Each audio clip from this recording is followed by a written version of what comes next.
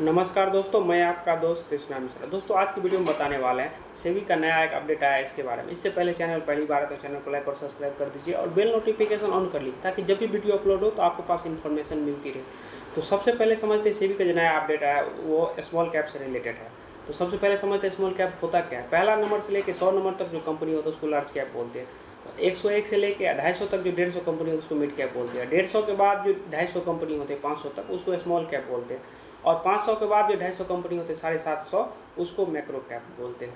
तो सेबी बोलती है जो भी आदमी इन्वेस्ट करते हैं, जैसे आप स्मॉल कैप में पैसा इन्वेस्ट करते हैं 100 रुपया, तो आपको 65% जो है स्मॉल कैप में लगता है, बाकी 35% जो है मिड और लार्ज कैप कंपनी में आपका पैसा लगता है।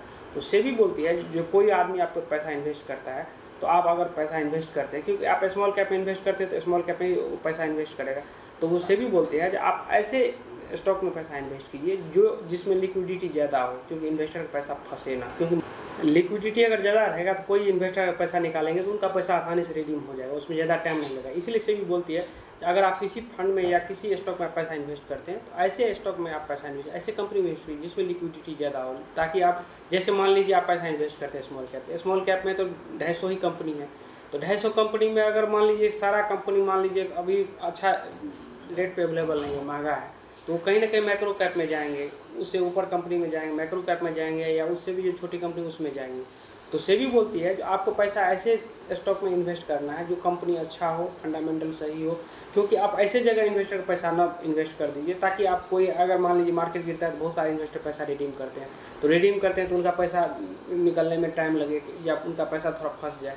स्मॉल कैप के बाद मैक्रो कैप आ जाता है, मैक्रो कैप और ज़्यादा रिस्की होता है, तो वो इसलिए सेबी हमेशा इन्वेस्टर के हाथ में काम करती है और हमेशा अलर्ट करती रहती है।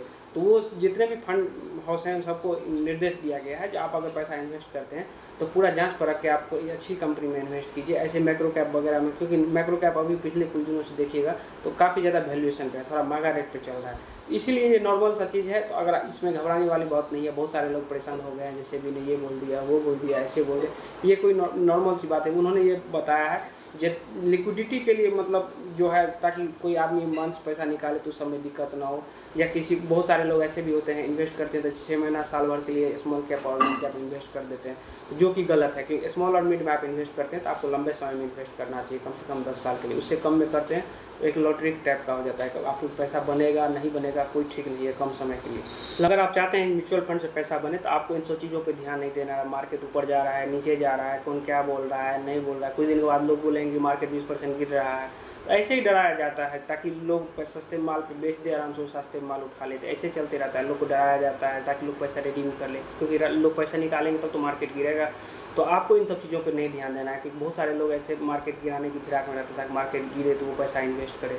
तो इन सब चीज़ों आपको ध्यान नहीं देना है, आपको आराम से इन्वेस्ट करते जाना है, तभी आपको पैसा बनेगा। उम्मीद करते हैं वीडियो पसंद आए। वीडियो पसंद आए चैनल को लाइक और सब्सक्राइब कर दीजिए, और आपके पास कोई क्वेश्चन हो तो कमेंट करके पूछ सकते हैं। चलिए किसी नेक्स्ट वीडियो मिलते हैं, तब तक के लिए जय हिंद, वंदे मातरम।